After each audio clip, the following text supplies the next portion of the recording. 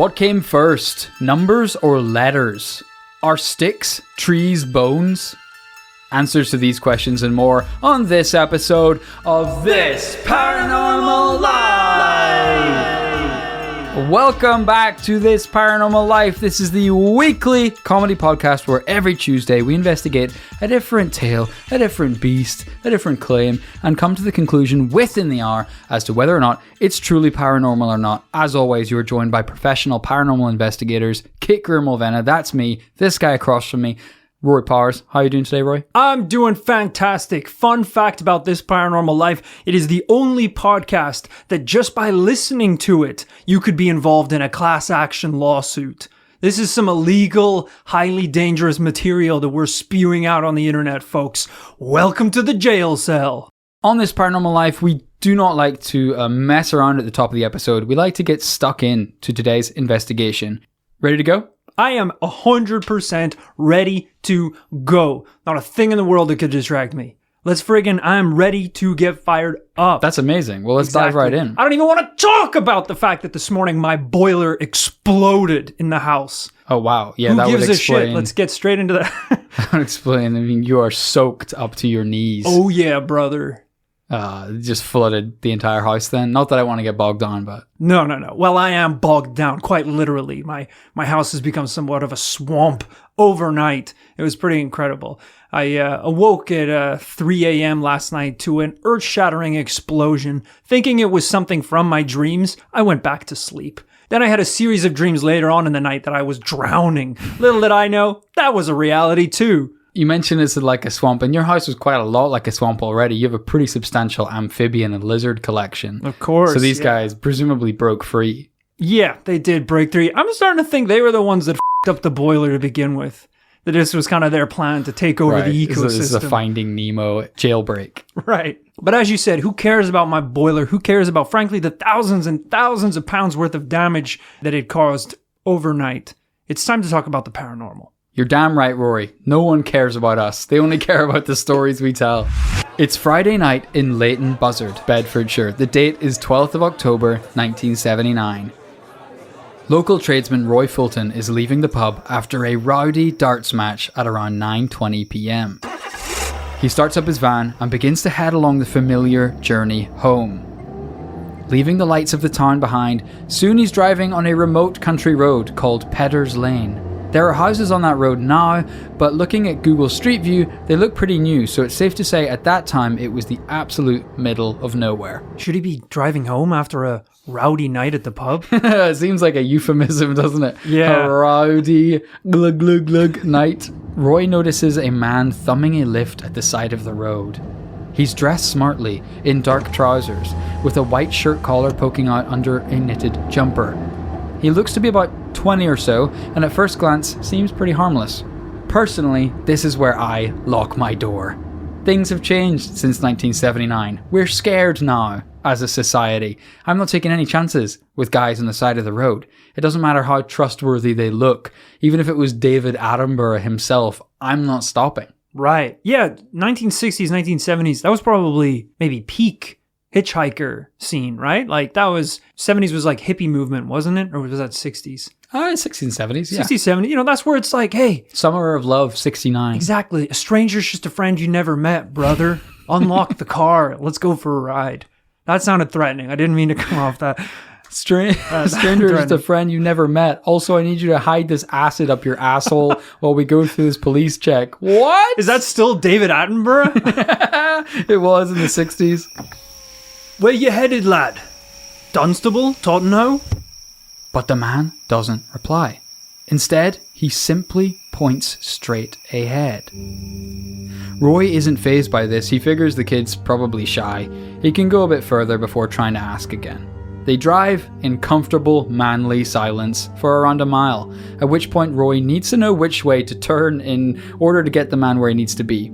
I don't know if you feel like talking yet, lad, but you've got to tell me where you're headed. I've got to turn off home now. He glances over at the passenger seat to ask directions, and his heart stops when he sees there was nobody else in the car. It could only have been a couple of minutes since this guy climbed in. He seemed completely normal to Roy. Sure, a little quiet, but nice and neatly dressed. The interior light even came on when he opened the passenger door to climb in, but he had somehow vanished into thin air. Whoa. Rory wasn't sure exactly when the man disappeared, but he sure as hell wasn't there now. Nicely dressed as in like a suit and tie, not like a 19th century peasant's garb. Roy had never seen Tokugawa-era samurai armor before, but he was amazed to see it glittering in the back of his car. What are you doing in this situation, Rory? Are you saying you hallucinated after a bad burrito earlier that day? Or are you telling everyone you know about your paranormal experience? Oh, I don't know. I feel like... red flags already. Driving home after a rowdy night at the pub. You're already doing things you shouldn't be doing. I feel like anyone you tell about this story, you'd already have to change the facts. You'd have to say, I was driving home from church, a late night prayer session. I was driving home from feeding the poor at the soup kitchen. You got to tweak that story a little bit if you're going to claim that you witnessed a paranormal event. Right. You got to swing on your way to the police station, swing by a garage and get some flowers and claim that you're bringing them home to your wife. Exactly. When you saw the boy. Call me naive, but I never garnered that on first read. I was like, I don't know, people who live in the country, that's the only place to hang out is the pub, right? And they all got to drive. But I didn't put two and two together. This was maybe after a couple tequila slammers and rounds of darts. If you see a ghost on a regular night, that's pretty spooky and paranormal. If you see a ghost after necking several turbo shandies and then drive home swerving side to side down a dark road, I don't know if that's paranormal. I'm just imagining him now stopping at the side of the road for a tumbleweed that's rolling along going, why hello, well-dressed young man, why don't you jump in? Roy's sitting there like, you've got to tell me where you want to go, lad. I'm gonna go home now. The bartender's like, Roy, you're still on the bar stool. You're not in your car yet. He's pretending to drive. Bloody clutch is about to go and all. Well, thanks to Roy, we now know about this because he did tell the local press. The Dunstable Gazette published the piece 4 days later, and crucially, they discovered that a few years previously, a young man had been killed by a drunk driver on that very same road. If you're Roy, you must be freaking out when you hear that, right? Yeah. Or does this all feel too much like coincidence to you? That's a good question. At the very least, you shouldn't be drunk driving down the same road a drunk driver killed a dude 3 years ago. That ghost is probably waiting there, punching his hands, just waiting for a drunk driver to come down. Yeah, at that point, you're either worried that it's the same ghost, or you're thinking that you've somehow traveled back in time and you're the drunk driver. Right. Did I kill the boy? I think most people have heard this kind of story in some form already. Usually a young woman hitches a ride home in some guy's car and leaves her jumper in the car. When he goes to give it back, the old lady that answers the door tells him that her daughter's been dead for 30 years. But what if this phenomenon is real? That ghosts can manifest and be indistinguishable from humans for a brief moment, only to disappear altogether. Well, it turns out this is a well-known legend for good reason. There are lots of reports of this happening around the world, and they go back even further in history. Jamestown, North Carolina is home to the legend of Lydia. The ghost of a woman is said to haunt the underpass of a railway bridge. It's said that she waits at the side of the road attempting to flag down passing cars. She wears a white gown and waves her arms in panic to get motorists to stop. She was first sighted in 1924 when a student picked her up and drove her home. Yet, you guessed it, when he got out to open the rear door for her, she'd already gone. So this case actually attracted the attention of two paranormal investigators already, Amy Greer and Michael Renegar. Amy Greer, not sure any relation of mine, but right. I appreciate it. Hopefully we come from a long line of paranormal investigators. They looked into the local records to try and find Lydia, but after filing through countless obituaries, they couldn't find a match. However, they did find one entry in the Greensboro Patriot newspaper about the death of one Annie Jackson in a car accident on the same road only 4 years earlier. Miss Annie Jackson, a young lady of this city, met almost instant death last night when an automobile in which she was riding turned turtle on the High Point Road at a point about 3 miles from High Point. There's no way that makes sense. It turned turtle three points from point? That's not a real sentence. It's like a tongue twister. At the High Point Road at a point about 3 miles from High Point. I don't know. The language was a lot more flowery back in the day. This feels like a weird math test. Where it's like, if a train leaving Houston at 60 miles per hour stops to pick up a ghost at High Point. What point does it turn turtle?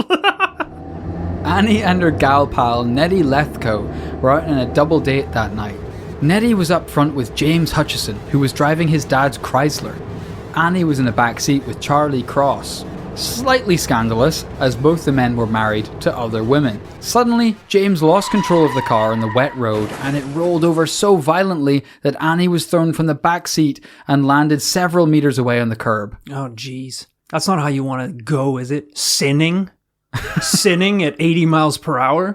Yeah. That's the most devilish thing you can do. You don't want to be, you don't want to die in the McDonald's car park eating a burger at like 4 a.m. Like, doing the thing that you don't want people to know you're doing. Exactly, yeah. Oh, God, that's awful.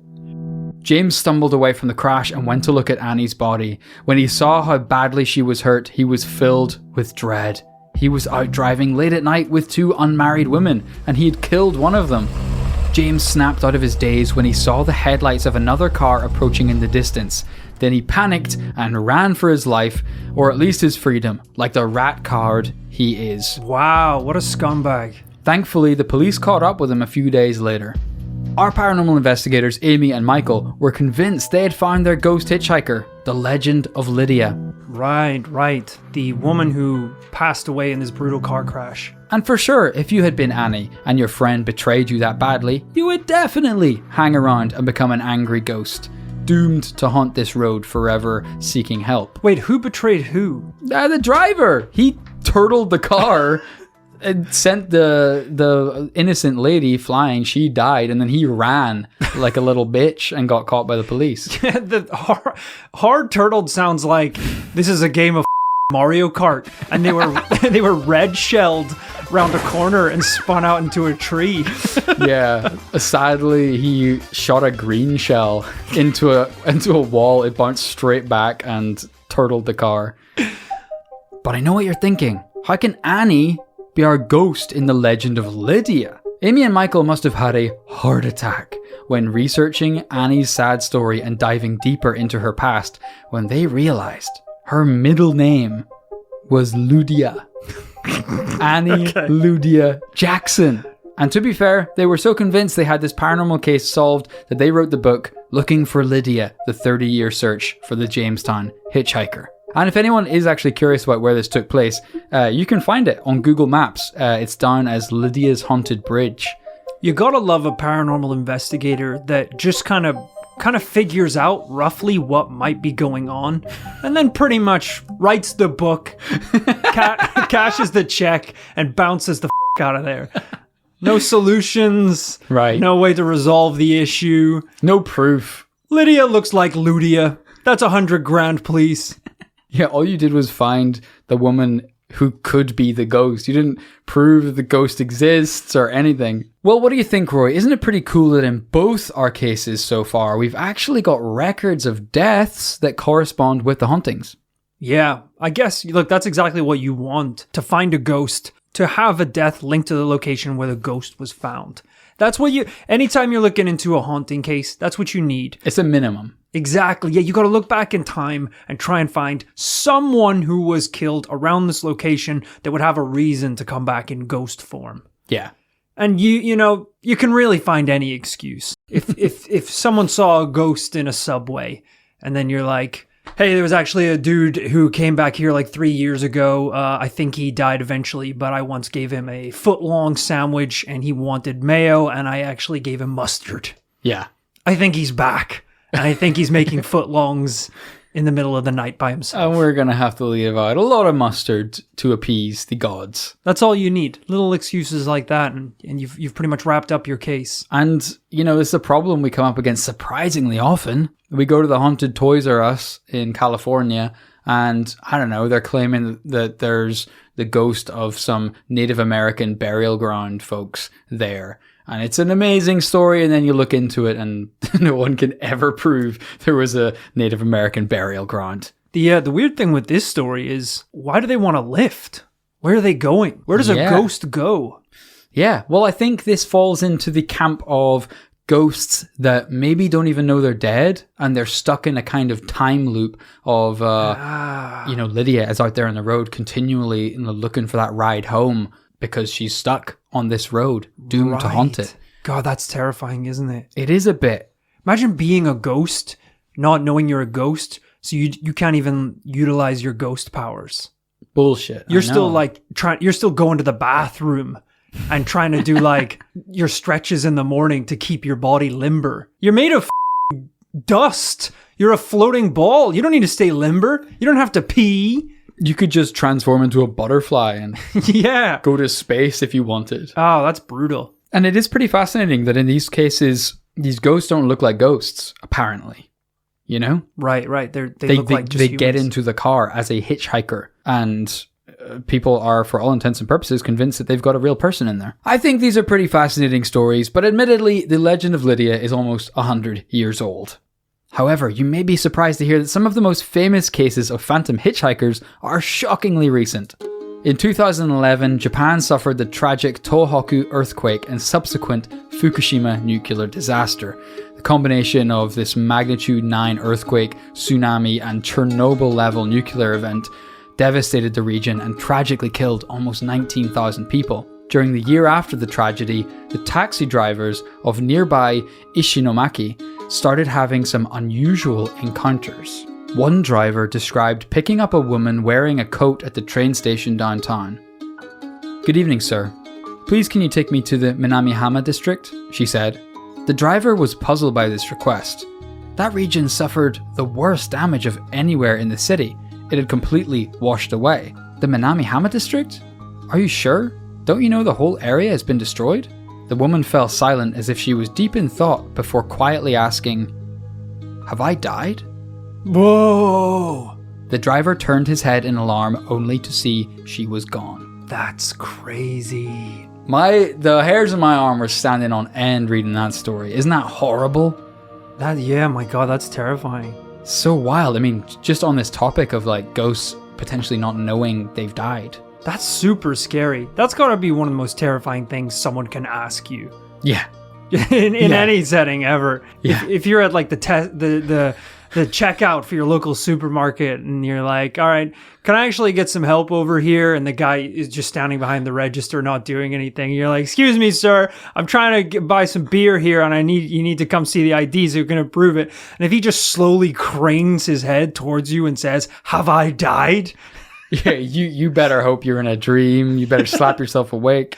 I don't need the beer all of a sudden. I'm quite sober as it is. This story legitimately gave me chills when I first read it. It's just so sad. But the reason I bring it up is because this is a legitimate paranormal phenomenon all of its own.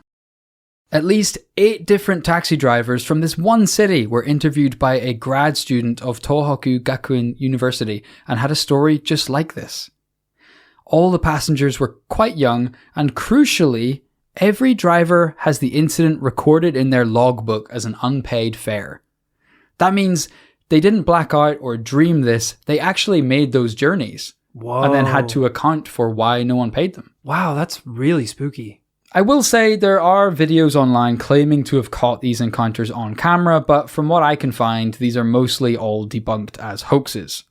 And okay, that might be a little disappointing that the videos aren't real, but I do think it's very fascinating for a modern paranormal legend to evolve before our very eyes.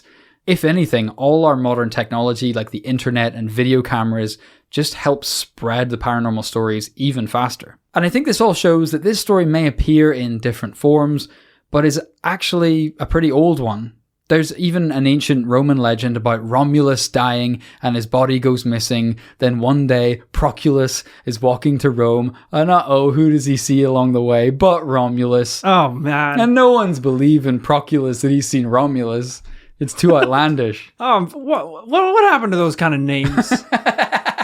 Names are so boring now. I wish I was called Romulus Powers. That sounds pretty... Or Maximus. Maximus Powers. That sounds pretty cool. Yeah. What would you... If you... you're Rory Powers and, you're like an entertainer, video creator, podcaster, all these different things. Entrepreneur. If you were called Romulus, what would you have done differently? I mean, I'd probably be a cage fighter for short. I was thinking like, Wall Street trader or something. Or no, like higher end. Like the guy who crunches the numbers behind the scenes of government and... the guy who's pulling the strings. Oh, 100%. Romulus Powers would be a cage fighter by day, and at night, I made Bitcoin. I created it. You are... As a side hustle. As a goof, I made Bitcoin. You are the mythical Satoshi. What would... Proculus Greer be doing? Yeah, exactly. I think Proculus Greer would have summited Everest and K2 in record times. Wow, that's pretty impressive. For sure, like a grizzled explorer. Not Kit, though. Kit's a podcaster. I wonder how much your name impacts what you have done with your life. I think people have studied that kind of thing. Isn't there a name for the phenomenon where, like if you have a last name that's a job, you end up more likely to do that job?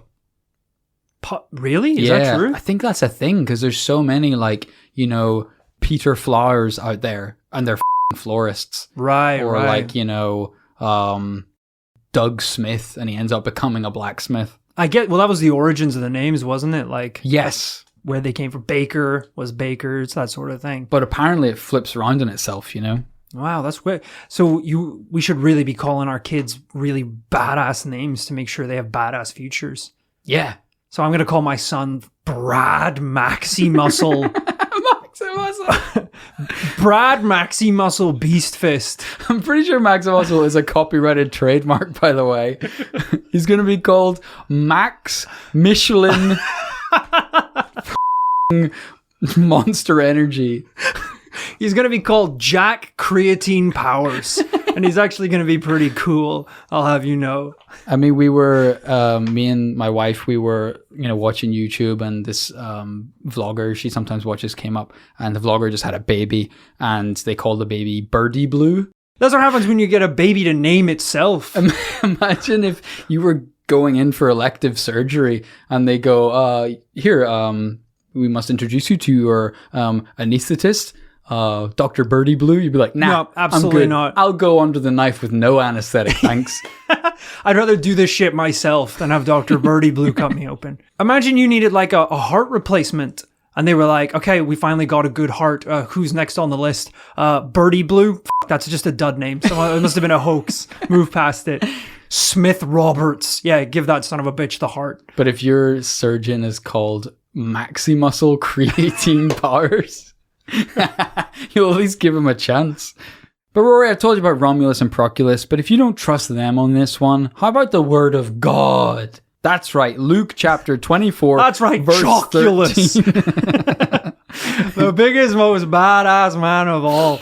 And his brother, Roculus, he was a literal stone. What I sound like we're talking about Transformers. Roculus Prime. Optimus. That's right, Luke chapter 24, verse 13 in the Bible. Two guys are walking to Emmaus when they meet a stranger in the road. They talk to him about all the latest news and how Jesus of Nazareth had just been crucified. He seemed like a nice guy, so they invite him to stay for dinner. They think he looks familiar, but they're not really sure. But when he sits down at the table, takes the bread and breaks it, they're like, we've seen that shit before. Whoa. You're Jesus of Nazareth. And then he instantly vanishes. We kind of rushed into that really fast and went through it really fast. Who's Jesus? What what just happened? All throughout history, from the Romans to ancient Bible stories through to 2011 and the Fukushima event in Japan, the same story happens over and over and over. One guy found this sufficiently interesting that he kind of looked into it in the 80s. A guy, Jan Brunvand, wrote a book called The Vanishing Hitchhiker. So he wanted to document basically every time this story has ever been told. He said this story transcends Korea, Tsarist Russia, Chinese Americans, Mormons, Ozark mountaineers. There's a Hawaiian legend where the goddess Pele hitchhikes incognito and rewards kind travelers she encounters before disappearing. In some stories, the hitchhiker turns up to warn people of impending doom or something that's about to happen before they fade out, a bit like the Mothman. Yeah. That's why you always give the Mothman a ride, folks. When you see him on the side of the road. He's obviously tired of flying. Always give him a lift. Because he's going to remember your number plate, and he's going to run it, and he's going to find out your details, he's going to hunt you down. So Rory, like I said, we've had phantom hitchhikers ranging from 2,000 years ago right through to 10 years ago, and countless witnesses to these paranormal events. Clearly something is going on. But is it truly paranormal? What are you thinking today? I feel like I know so much and so little about these cases. Aside from the fact that it's hitchhikers as ghosts getting into cars. I mean, is that all this really is? Is like a subgenre of ghosts? There's not really much more to it than that. It's like, instead of, a ghost haunting a castle where they died and are filled of regrets, it's kind of just a person on the road who has regrets at that specific point that then gets into cars. Yeah. I would say the only thing that maybe characterizes this as different is that you don't know it's a ghost until it's gone. Right. In normal ghost stories, people see like a Victorian woman whose half the opacity on her is 50%. She's see-through and you instantly know it's a ghost. Maybe she's even going, whoa! Got it, full ghost mode. Whereas these phantom hitchhikers are, like I say, seem like normal hitchhikers. They get into the car, maybe they say, hey, I need to go here, I need to do this or that. And then it's only at the last minute you turn around and you go, hey, where exactly are you going? Whoa! And they're gone. That's annoying. That's annoying. Imagine like going out on a date and you like, meet up, have a nice time, chat during dinner. You're really clicking, having it off. You're like, hey, you know what? Before we go home, why don't we just like go to this bar I know nearby? Let's like have a couple of drinks. We seem to be getting on pretty well. It's like, yeah, let's do it. Have a couple of drinks. She puts her arm on your shoulder when you're laughing. You're having a great time. There's connections here. You run to the bathroom and you come back and she's like, ooh, am I dead? Well, I don't know. You tell me. Seems like it. Not again. I need to stop meeting girls at the graveyard. It's just a waste of time. Imagine you drove for like 20 miles trying to drop this person home. And it's like, yeah, where do you want to go? The nuclear power plant? Weird. All right, let's go there. It's like 2 hours out of my way, but you said you were good for it. You said you were going to pay up. And then they just disappear. You have a romantic dinner and you go, hey, why do we end the night here? Why don't we, I know this cute bar around the corner. They say nothing. They simply point straight ahead. Not much of a talker, are you? But you are cute, so I'll keep this thing going. I just realized there's a cool crossover here. Why is it in millennial speak that when someone stops texting you back or blocks you on social media after a date, it's called ghosting? Yeah. I mean, they just disappear. It kind of makes sense. Lots of similarities. Pretty spooky to stuff. This case. I take your point. We are talking, generally speaking, about ghost sightings, something we've talked about many times before. I just thought this was cool. This is a clear meme throughout history of the phantom hitchhiker. It's quite specific. Is it still ghosting if you do it after like 35 years? Like if you get like married, have kids, buy a house, and then one day just just disappear, stop replying, and you're like, yeah, it's not working out. I heard. I think if you say it's not working out, whoa, I don't think that's ghosting. You've already given away too much of the information. Yeah, you've said it's over. Yeah, you've announced the ending. Ghosts can't file divorce papers. No, they don't have hands. No. So anything and like ghosts, that. Ghosts don't need expensive alimony payments. I heard this is a big thing in Japan. In the movies, you got your Jason Bournes of the world, and whenever they need to disappear, they call a shady guy who comes around and goes, okay, we're going to have to make this quick. You're going to be ready at 3 a.m. I'm going to have your new passport, your new identity. Oh, right, you don't tell anyone where you're going. You don't contact nobody, and you start your new life over. It's going to be, $65,000, and yeah, you're sorted. And if you want to bring your dog, it's going to be another 60 G's. I always thought this was a fake thing. Apparently, this is a big business in Japan. Really? You pay, there's a name for it. I'll look it up. There's a name for this type of service that they can disappear you, and they get you a new identity and move you across the country and get you all new papers. You gotta be real careful when you're hiring a man to make you disappear. There's a huge gray area within that request.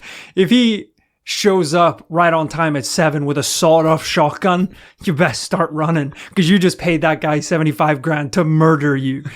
You need to... It could be anything. It could be a guy with a silenced pistol.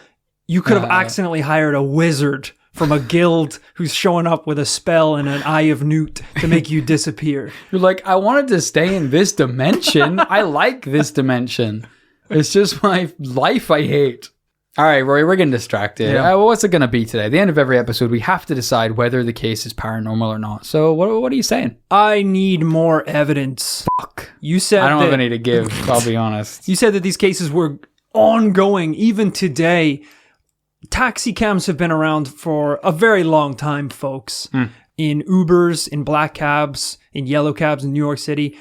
If this was such a common phenomenon, how has this not been captured yet on camera? And this is frustrating because there are videos. I just believe the ones that are most popular are fake. Yeah. But you make a great point. If this is happening all the time. I don't know. Yeah, taxi drivers as well, similar to like truck drivers, lorry drivers. It's a tough job, man. It can be a lot of hours, a lot of late nights. Who knows? Maybe you're not in the clearest mindset when you're driving around at night, picking up strangers. That could be quite a weird experience. I've dipped my toes in the pool of sleep deprivation, and I saw some pretty weird stuff when I was really at the peak of staying up. So I know how it can mess with your mind. So I don't know. I think I need a little bit more convincing evidence for today's case. I think that's more than fair, Rory. I think what we're edging towards here today is a double no. It is. I pretty much agree. I think this is a really unbelievably fascinating case, but I do think that until we have more evidence, this is more of an insight into human behavior, the human mind, human culture, history, our myths, that this is like a myth that's been around for thousands of years, the phantom hitchhiker. Yeah. And I don't know what it says exactly about, what it means to be human, but clearly we're getting something from it. And I know a lot of commentators have looked at the Tohoku earthquake and the taxi drivers who have seen the ghosts after this earthquake. I'm not saying they're right, but a lot of people have said, look, these stories are a way of the people processing what happened to them. And it's become a local myth, something that binds people, something that everyone can talk about and makes, the loss of everyone seem a little less permanent. That's beautiful, man. But it is a double no. Double no, folks. What a waste of time. I can't believe What's the point in reading about other cultures and histories if it just leads to a double no? Thanks for that, Kit. Bringing a double no to the studio today. Thank you. After, what was it, last week? My double yes? Yeah, okay. My perfectly presented double yes. My next case, it's a guaranteed yes. Oh, yeah? Yeah, 100%? Absolutely. What is it? I'll put money on it. Well, no, I won't put money on it because I haven't found it yet, but it's gonna be. So you don't even know what I have a good idea. Okay. But it's all in my head. It's not on a Google Doc just yet. So you haven't written it down, you haven't researched it yet? Haven't even thought about it, no. But you're convinced it's going to be... It's all up here. All right. Do you have any idea what it's going to be about at all in the slightest? Granted, every single case I've ever investigated was a double yes in my mind until I put it on the page. Okay. But right it's now, perfectly formed up here. Right, okay. Every nook and cranny and piece of evidence is crystallized. Right, well, you just said I could get the Nobel Prize for the shit that's in my head. It's whenever I type it out, it becomes a child's creative writing project. Right, okay. So you seem to have a pretty clear idea of what it is inside your head. So I'm going to count down from 3, and right as I count down, you're going to tell me what the case is about. I'm going to try my best. I mean, could Einstein just sum it all up in like one sentence? I don't think so. I think that was more or less E = MC squared. But he could give it a go. Right, let's do the little countdown. 3, 2, 1. Do ghosts have poop for brains? This is just a question, and it's a poor one at that. Do ghosts have poop for brains? And they do. Well, that's the twist. That's the double yes, brother. Well, I look forward to that one in 2 weeks' time, because luckily I am hosting next week's episode, and I'm going to be serving up a little double yes of my own. You host two Ghosts Have Poop. You're like, I steal your episodes. I wrote 5,000 words on ghosts having poop for brains. Yeah, and it's our best episode yet. It's 3 hours long. As you can see, folks, through the evidence I've presented for you today, ghosts do in fact have poop for brains. I win awards. Cuts to the TED Talk. The view count on YouTube just going nuts. I'm getting interviewed on the BBC. And how did that question pop into your head, Rory? Such a big, groundbreaking question. Do ghosts have poop for brains? And I'm beside you like, yes, Rory, how did it pop into your head? Well, David, that's a good question, you know. Brains like this, they come around once in a million years, and these sort of ideas just form by themselves. They've cut my mic. The security are dragging me out. It was me. The crowd, no one can hear you over the crowd chanting, Rory, Rory, Rory. Guys, I hope you enjoyed this week's Double No. That's what this show has become, hasn't it? But I do have faith in Rory that we will come back next week even stronger, bigger, and better. Just like Maximus Proculus creatine himself, and knock it out of the park with a double yes. Oh yeah. If you just can't get enough This Paranormal Life, why not head on over to patreon.com/This Paranormal Life, where from just $5 a month, you get access to a back catalogue of full-length bonus episodes where we tackle the most incredible, unbelievable cases that are, well, other than the ghosts having poop for brains, which, you know... Do ghosts have pee for blood? Those are the kind of big questions that make it all the way to the bonus episodes. That's right, and $5 a month gets you access to over 35 full-length investigations. If you want to get crazy, $20 gets you a This Paranormal Life commune t-shirt. Whoa! So you can fit in with the other commune members. Patreon is a fantastic way of supporting This Paranormal Life, but if you do not want to support us financially today, a great way of supporting the show is by leaving us a little review over on Apple Podcasts or Google Podcasts or Spotify or anywhere that you listen to This Paranormal Life. It actually goes quite a long way in getting us into the charts and helping more people discover the show. If you do want to check out Patreon, if you want to check out our social media, everything is in the description of this podcast. So swipe up on your player of choice and all the links should be there. Just head on over to iTunes, hit that 5-star button and say, Rory is a 10 out of 10. He's great. Kit's fine. Kit's good at 2, I guess. If you give us 5 stars, you can call me a dickhead. I don't care. 5 stars, Kit's an asshole. Rory's great. All right, let's not get too carried away because I'm seeing that this could actually happen. All the big podcast companies are like, I'm hearing good stuff about this Rory guy from This Paranormal Life.